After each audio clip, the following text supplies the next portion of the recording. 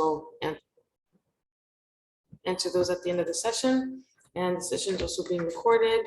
So we'll let Melinda kind of take it away. I first, my apologies. I had a outdated link and I've been away on vacation and didn't, all the back and forth, I didn't update the link. So I was actually in a Teams meeting or a Google Meet, excuse me. But I've got it sorted out now. Okay, thank you very much for inviting me to the Multicultural Association of Fredericton's information session this morning. I'm here to speak about the Fredericton Region Museum. I don't know if you all know, first of all, where we're located. We are right downtown in the heart of the historic Garrison District. So if you know where that great big pile of dirt is in the middle of the downtown on Queen Street, Officer Square, we're that giant, gorgeous Palladian style building that is 3 stories with the arches. There are 11 arches actually. And we are the community museum for the Fredericton region, also for the capital region, and one might say to, not one might say, but for sure, central New Brunswick. Now, I see our website has just come up. I did not prepare a presentation myself because I just prefer to talk to you about the things that that the museum does. And you can see that we've got the museum up here. This is our website. Lots happening at the museum. So as you can see, the building, it is originally built in 1785. The building burned twice, and parts of it burned twice. And eventually in the 1840s, they decided that they were getting tired of replacing the burned parts of the building. So they decided to build a stone building. And this is what you see today. The building as it is 1848. It took about a decade to complete the building as you see it today. And so the building itself is the history of Fredericton in a way, because the city of Fredericton was established in, or the city was established in 1848 actually, but the area that we know as Fredericton today was established in 1783 by loyalists, loyalists to the British Crown who had fought and lost on the side of the American Revolutionary War. And so this is a place we are very, very, very, very familiar with issues of refugees and deportation, fleeing persecution and wars, because in fact this city was founded by people who were fleeing a war that they had lost in the American Revolutionary War in 1783. However, there's a long history before the arrival of the English-speaking loyalist settlers who arrived here in 1783 that goes back to time immemorial, to the First Nations who have evidence. There is evidence of First Nations here going back more than 14,000 years, and that's 400 generations. So that's a lot of time that the First Nations have been in this area, that we know of for sure from archaeological evidence. And they certainly have a story to tell. And we make sure in our museum that that story is told. Now, the museum the building itself was originally, as I say, built in 1785. It was built to house the British garrison, because this was a garrison town. So to protect the population from potential raiders from the American states, because they still were they weren't very confident that there would not be another war. In fact, there was another war in 1812, the War of 1812. And so they weren't very confident, so they protected themselves in this garrison town. And the area around Officer Square that you see today, which is being dug up, there's also a years-long archaeological dig going on there right now. And the archaeological dig has found evidence of of not only of the First Nations, but even the evidence of the Acadian population, which lived here prior to the English arrival in 1785. So you have the First Nations, and then in the 1600s, you have the Acadians arriving here in the Fredericton area when it was called Point Saint Anne, or Point Saint Anne. Saint Anne being the saint of the French Acadian peoples. That was their patron saint, and they named the area after her. And they established an agricultural community here in Fredericton between 1692 and 1759, when they found themselves also caught up in a war. And they were caught they got caught up in the 7 Years' War. It's called 7 Years' War, and they were also chased out of Fredericton by American or British soldiers, regular soldiers, they called them, and they fled. They were murdered. They became refugees and were dispersed. Again, a story that is common in this area, and one which I'm sure many of you who are coming here to this country can understand and have firsthand experience in. Although myself, for example, many generations removed from that, we certainly understand that history.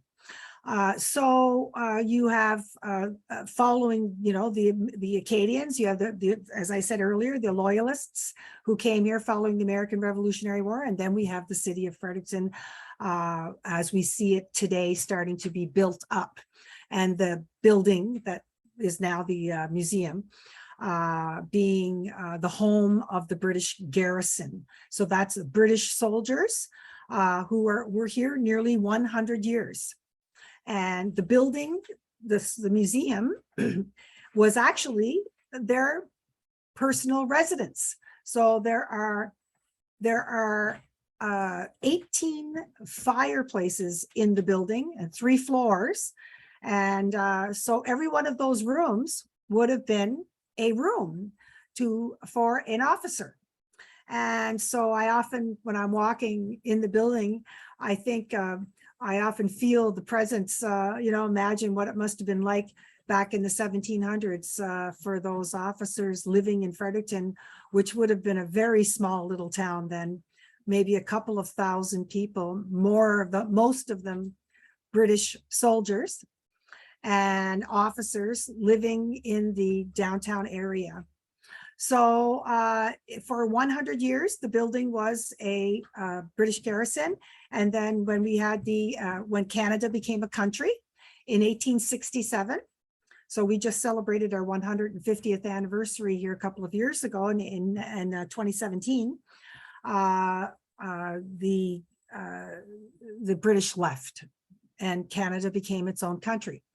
And then we had our own army. So the Fredericton garrison then became the home of the Canadian Army, one of 4 places in the country, in what was then a very small country of Canada, made up of 4 provinces that had armies. So Fredericton was the home of one of those, the founding armies in Fredericton, which is why you see downtown the soldiers with the red serge and the hats, the pith helmets, because they're reenacting that Canadian, the beginning of the Canadian Army, the RCR. So it's a great history, and it's a history that is reflects our refugee and experience, the refugee experience of the people who settled these lands. and who often, though, in the process of doing that, uprooted other people and didn't ask for permission either. So I'm sure the Acadians did not ask the First Nations for permission to come here. And in the same way, the Americans did not ask the Acadians for permission to kill them and raid them and kick them out of this area, and so on and so on and so on. So it is a fascinating history, but one that is marked by displacement and the refugee experience. So, but modern day Fredericton, of course, is a place. It's a mix of various cultures, and which have, it's taken 250 years nearly for see, there's the old officers' quarters right there. Taken about 250 years for us to get to this point. And we are in 2026 going to be marking what we call the beginning of the American Revolutionary War in 1771. And so the beginning of that whole arrival of loyalists here in this area, and the beginning, the creation of the province of New Brunswick. Now, I just do want to mention to you, I know I'm giving you a little history lesson and it might be a lot to absorb, but how many of you know that New Brunswick used to be part of Nova Scotia? New Brunswick used to be Nova Scotia. And it was only when the loyalists arrived after the American Revolutionary War in 1783 that New Brunswick became New Brunswick. It was carved out of Nova Scotia and made into its own province. So there's our little history lesson for New Brunswick and Fredericton. Now, in terms of the museum, the building was used for various purposes between 1869 and 1959. For almost 100 years, it was used as a recruiting station. It was a liquor store at one time. It was a library. There were many uses to this building. There was the Royal Canadian Legion also used the building. And then eventually the York Sunbury Historical Society, and the society, it's an historical society, and the Historical Society runs the museum. The museum is a non-profit organization. It is not owned by the government. It is not owned by the city of Fredericton. It is not owned by the federal or provincial government or the city. It is a non-profit organization, just like the Multicultural Association is. However, we do get a lot of funding from the federal and the provincial and the city government to do our work. So we work with those government bodies, but we are not government. A lot of people think that we are. And sometimes they come to the door and they think they should get in for free. And we say, we can't afford to let you in for free because we have to pay our bills. We have to pay our electricity bill. We have to pay the wages of our employees. We have to pay our taxes. We have to pay for our internet connection, just like everybody else, water bill, you name it, we have to pay everything. So that is why we charge people to come into the museum, because we have to pay those bills because we are a nonprofit organization. Now, the city of Fredericton owns the building. So they are our landlord.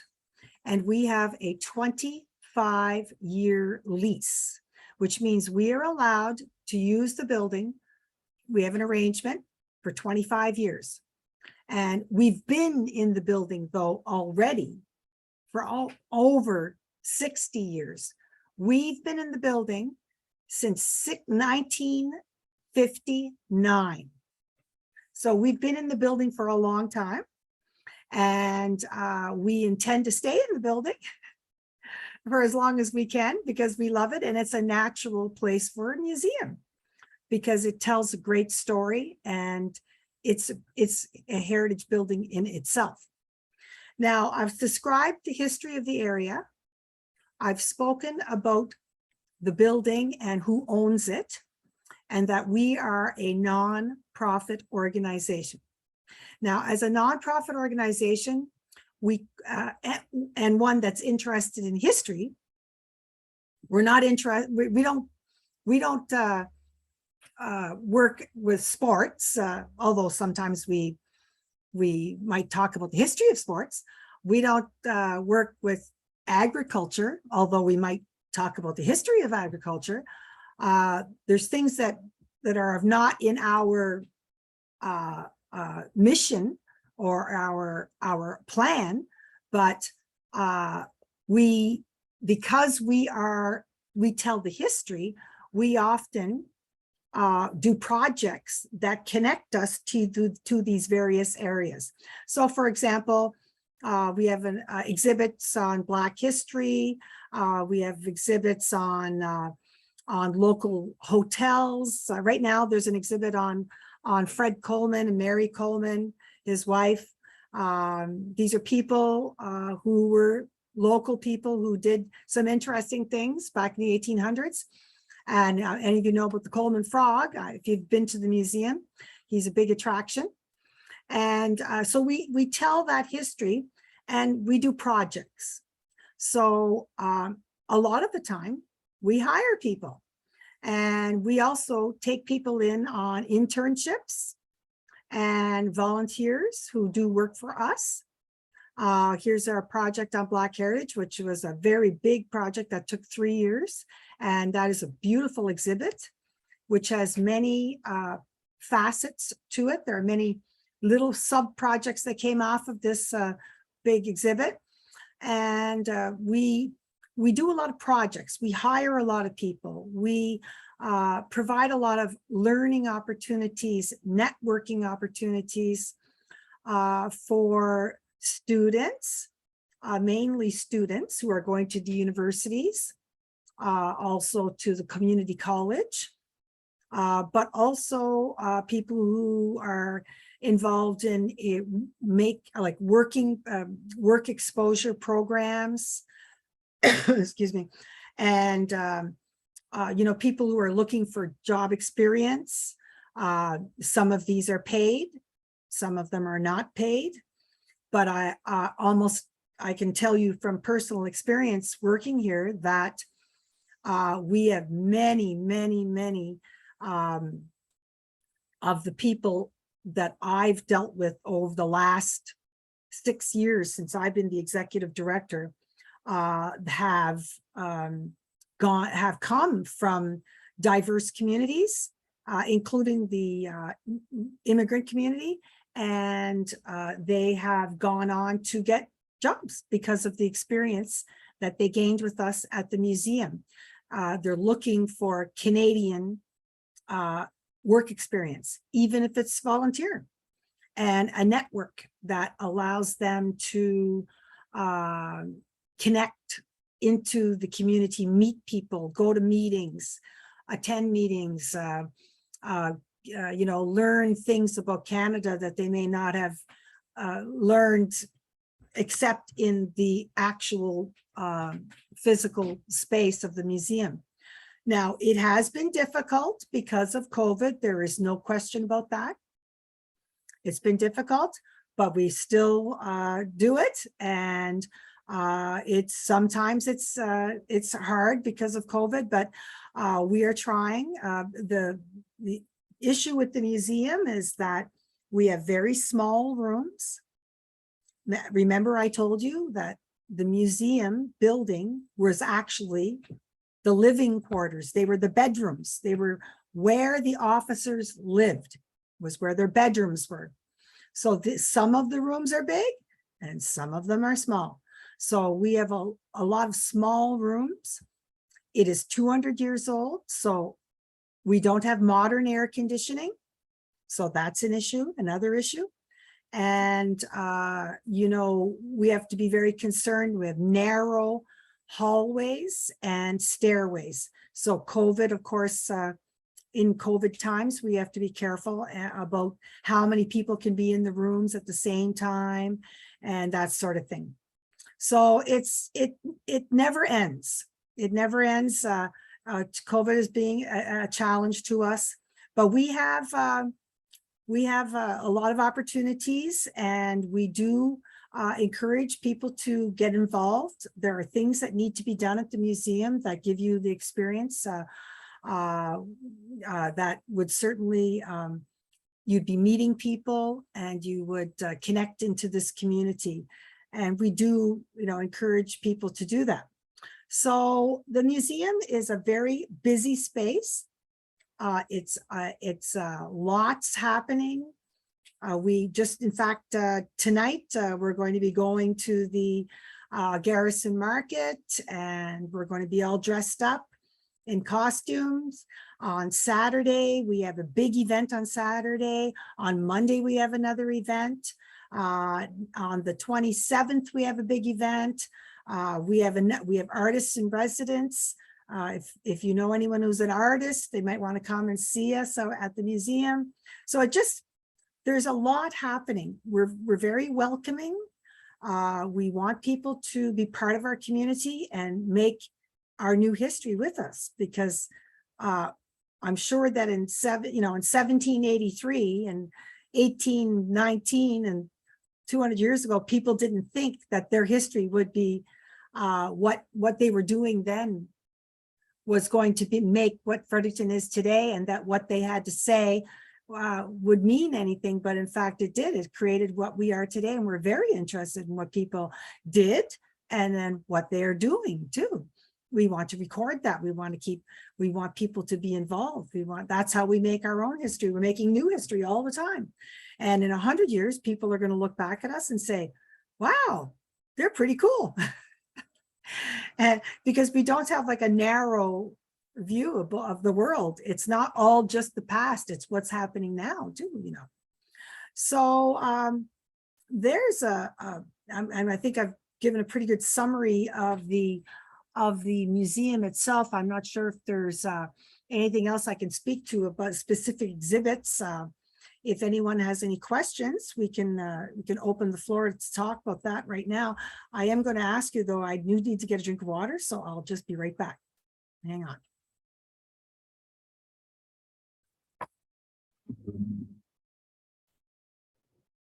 Hi, everyone. So if anybody has questions, you can put it in the chat box, or you can raise your hand or turn your mic on.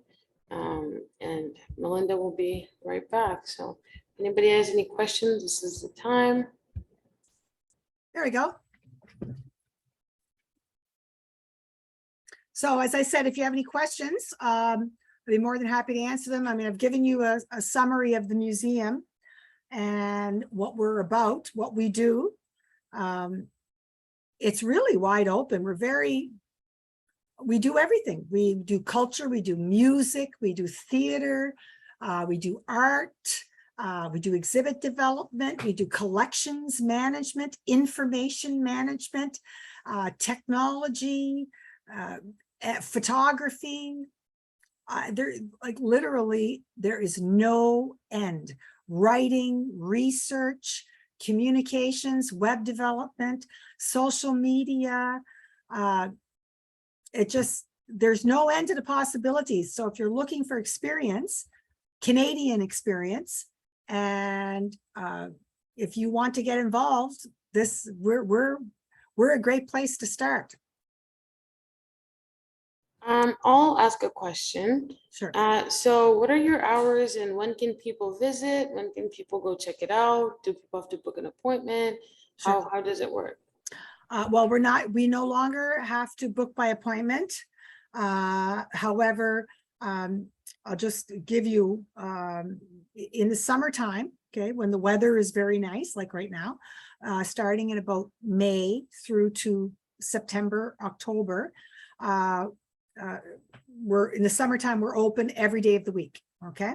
Now that, because I am reliant on students to work for me, obviously the students go back to school in September. So we are not open full-time after September 3rd. We are open Wednesday, Thursday, Friday, and Saturday. Wednesday, Thursday, Friday, and Saturday from 1 o'clock to 4 o'clock. And by appointment. So if someone wants to come at an unusual time, we can make appointments and be open for them. We more or less, after the weather gets very cold, the building is not heated except for my office and for the workroom where the staff works, and the bathroom, obviously, and kitchen. So the rest of the building is not heated, and it can be very cold in the building in the winter, like freezing. So that really hinders our ability to do a lot of work in the building in the coldest months of the year.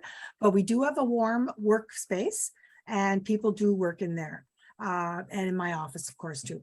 So we're open to, like, say, for until the end of August, first week of September. We are open every day from 10 to 5, and on Sunday 12 to 5.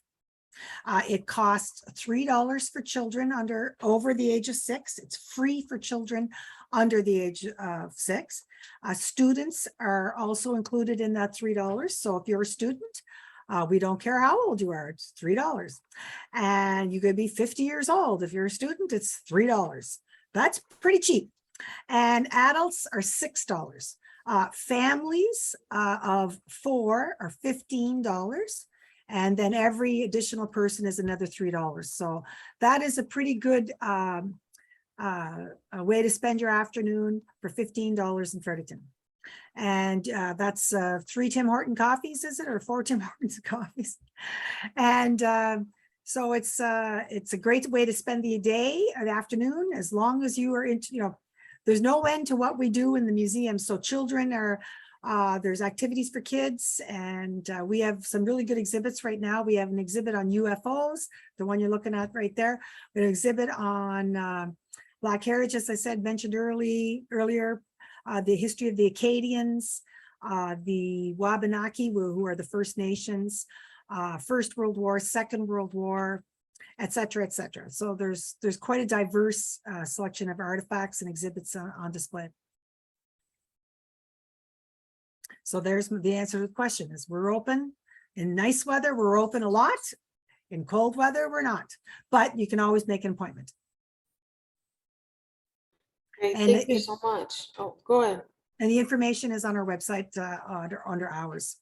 Yes, I also put the link of the website in the chat box if anybody would like to learn more information or kind of, look around their website and see what kind of exhibits they've got going on or got up. I don't know if we have any more questions.